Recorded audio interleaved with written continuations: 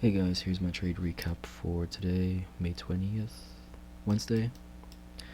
Got a 1 to 2, went for sells, but I didn't initially have a bearish bias.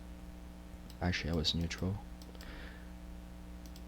Looking for longs initially because we are rejecting off a weekly bullish for value gap, and we are all-time highs, so yeah. But coming into New York session, yeah, initially I was bullish because in ES we are rejecting off of a 1 hour bullish FVG right here, and this would have been a good trade to take right here, but I was looking at NQ,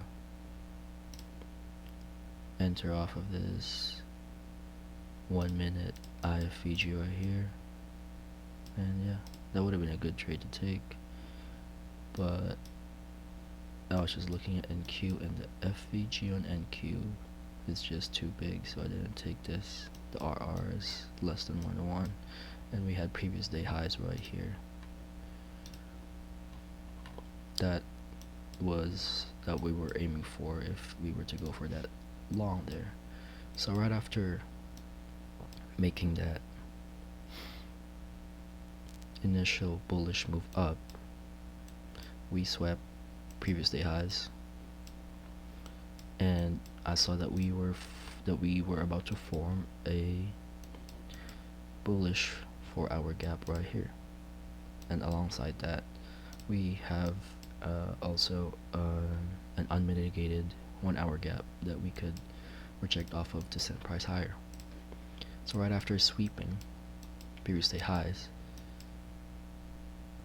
we had a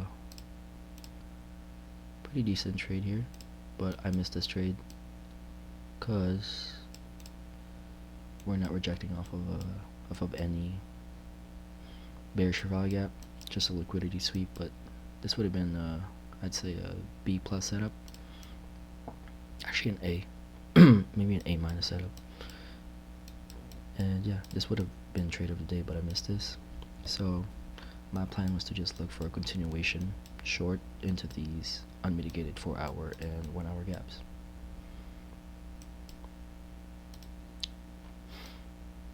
So I was just patient, waiting for a 15-minute bearish for value gap or a 5-minute for value gap to appear, and that's exactly what happened here.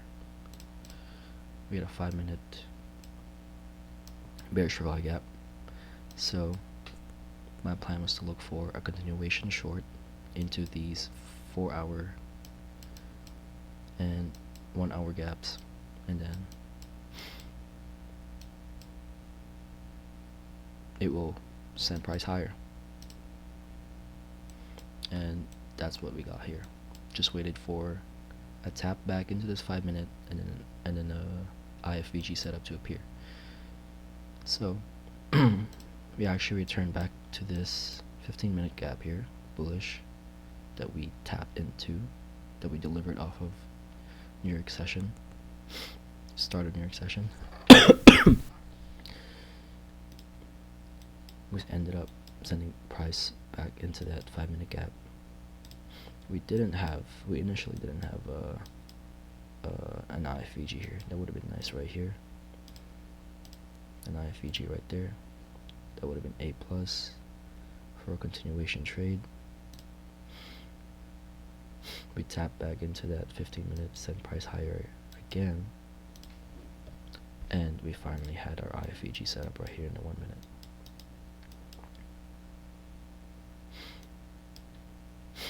So we got a candle close of that IFVG, and I decided to enter on the retest, which gave me a way better RR than entering right at candle close. Because look at that. And yeah, so today didn't really go with the narrative of the of the market, and my trade was kind of a external liquidity into a internal liquidity trade. But I think I've made the right choice of entering off of that, because right after we tap into this 4-hour gap, lately I've been entering off of retests of inverse value gaps, and as you can see right here, we didn't get a retest of any of these inverse value gaps for a long. So yeah.